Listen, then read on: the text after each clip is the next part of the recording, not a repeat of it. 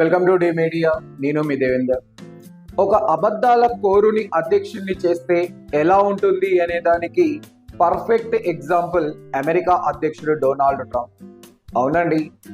So అప్పటికి అధ్యక్ష ఎన్నికలకు ముందు అమెరికా సాంప్రదాయం ప్రకారం అధ్యక్ష పదవి రేసులో ఉన్న ఇద్దరు అభ్యర్థులతో మీడియాలో ఒక చర్చా వేదిక జరుగుతుంది.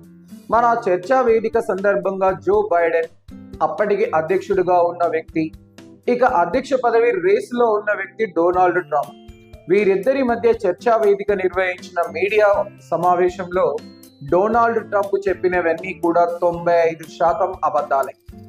మరి అబద్ధాలు చెప్పి జనాలను మెప్పించడంలో తనదైన శైలిని ప్రదర్శిస్తారు డొనాల్డ్ ట్రంప్. మరి అదే వరుసని, అదే తీరుని, అదే పందాని ఇప్పటికీ కొనసాగిస్తున్నారు అధ్యక్షుడు అయిన తర్వాత కూడా. ఎందుకంటే సో అధ్యక్షుడు అయిన మరుక్షణమే డిపోటేషన్ అని చెప్పి అక్రమ వలసదారులను నిర్బంధపూర్వకంగా అమెరికా నుండి గెంటివేసే ప్రక్రియను మొదలుపెట్టారు. సో అప్పుడు అమెరికాలోని లాస్ ఏంజల్స్ అలాగే న్యూయార్క్ సిటీలో పెద్ద మొత్తంలో నిరసన సెగలు మొదలయ్యాయి.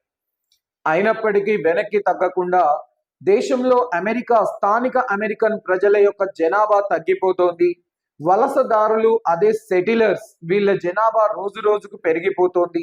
అమెరికన్ ఎకానమీ కంప్లీట్ గా ఇతరుల చేతుల్లోకి వెళ్ళిపోతుంది అని చెప్పి ఆ నిరసన సెగలని అడ్డుకునే ప్రయత్నం చేశారు.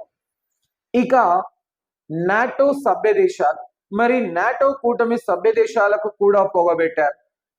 నాటో నిర్వహణకు అయ్యే ఖర్చులన్నీ కూడా సభ్య దేశాలే భరించాలి. అమెరికన్ ప్రజల యొక్క కష్టాన్ని ఇతర దేశాల మీద వృధాగా ఖర్చు పెట్టడానికి నేను అంగీకరించను అని చెప్పి నాటో సభ్య దేశాలకు కూడా ఒక పొగబెట్టి వాళ్ళలో మంటను రేపారు. ఇక అమెరికానే నమ్ముకొని రష్యాకు వ్యతిరేకంగా నాటో సభ్య దేశాల మద్దతును కోరుతూ యుద్ధం చేస్తున్న దేశం ఉక్రెయిన్. మరి ఉక్రెయిన్ అధ్యక్షుడికి కేవలం 4% ప్రజల మద్దతు మాత్రమే ఉంది. అసలు ఆడు అధ్యక్షుడే కాదు. సో మరి ఉక్రెయిన్ అమెరికాకు ఏమిస్తుందని ఇవాళ అమెరికా వేల కోట్ల డాలర్లు ఖర్చు పెట్టి తయారు చేసుకున్న ఆయుధాలను సప్లై చేయాలి అని చెప్పి ఉక్రెయిన్ అధ్యక్షుడు జెలెన్స్కీని పబ్లిక్ గానే అవమానించాడు. ఇక పబ్లిక్ గానే ఉక్రెయిన్ అధ్యక్షుడితో విభేదించాడు.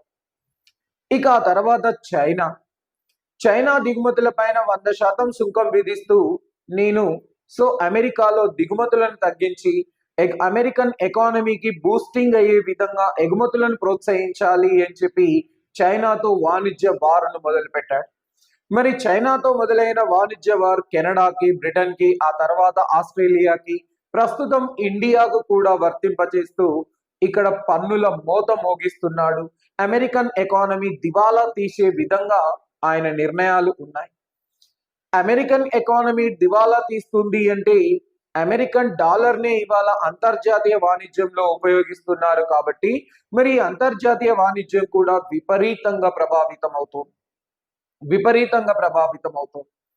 సో ఇక నేను మరోసారి అధ్యక్షుడినయ్యే అవకాశం కూడా ఉంది. ఎందుకంటే అమెరికన్ రాజ్యాంగంలో వరుసగా 2 సార్లకు మించి పోటీ చేయొద్దు, పదవిని చేపట్టొద్దు, అధ్యక్ష పదవిని అని చెప్పి రాజ్యాంగం రాసింది. మరి నేను వరుసగా 2 సార్లు అవ్వలేదు కాబట్టి నేను 3వసారి కూడా అధ్యక్షుడయ్యే అవకాశం ఉంది. అది రాజ్యాంగమే స్పష్టంగా చెప్తోంది. వరుసగా కావద్దు అంది, కానీ సో మధ్యలో బ్రేక్ వచ్చింది కాబట్టి నేను 3వసారి కూడా అధ్యక్షుడయ్యే అవకాశం ఉంది అని చెప్పి మరో వివాదానికి తెరలేపారు. ఇక ఇప్పుడు నేను 7 ప్రపంచ యుద్ధాలను ఆపాను, 7 దేశాల మధ్య జరుగుతున్న యుద్ధాన్ని ఆపేశాను కాబట్టి నోబెల్ శాంతి బహుమతికి నేను తప్ప మరెవరు అర్హులు కారు, కాబట్టి నోబెల్ శాంతి బహుమతిని నాకే ఇవ్వాలి అని చెప్పి పబ్లిక్ గానే అడుక్కున్నారు డొనాల్డ్ ట్రంప్. కానీ సో ఈ నోబెల్ చారిటీ వారు మాత్రం ఆయనను పక్కకు పెట్టి వెనిజులా దేశానికి చెందిన ప్రజాస్వామికవేత్తకి నోబెల్ శాంతి బహుమతిని ఇచ్చి డొనాల్డ్ ట్రంప్ కు చెంపాపెట్టు నిర్ణయాన్ని తీసుకున్నారు. ఇక ప్రస్తుతం అమెరికా అధ్యక్షుడు అమెరికాలో తీసుకుంటున్న ఇలాంటి వివాదాస్పదమైన నిర్ణయాలే కాకుండా భారత్కు వ్యతిరేకంగా పాకిస్తాన్, ఒక టెర్రరిస్ట్ దేశమైన పాకిస్తాన్ అధ్యక్షుడిని పాకిస్తాన్ ప్రధానిని, పాకిస్తాన్ ఆర్మీ జనరల్ ని పిలిపించుకొని విందులు ఏర్పాటు చేసి పాకిస్తాన్కి విలువైన ఆయుధాలను సప్లై చేసి భారత్ కు వ్యతిరేకంగా దాన్ని ప్రోత్సహిస్తూ పక్కనే ఉన్న ఆఫ్ఘనిస్తాన్ పైన యుద్ధాన్ని చేయమని ప్రేరేపించాడు. ప్రస్తుతం పాకిస్తాన్ ఆఫ్ఘనిస్తాన్ మధ్య యుద్ధానికి డొనాల్డ్ ట్రంప్ ఈగో మాత్రమే కారణం. ఇది కేవలం భారత్ కి అమెరికాకు మధ్య వాణిజ్య సంబంధాలలో ఉన్న అసమతుల్య పరిస్థితుల వల్ల పాకిస్తాన్ని అంటగాగుతూ పాకిస్తాన్ని భారత్ వ్యతిరేక శక్తిగా ప్రోత్సహిస్తూ ఈ యుద్ధానికి తెరలేపారు.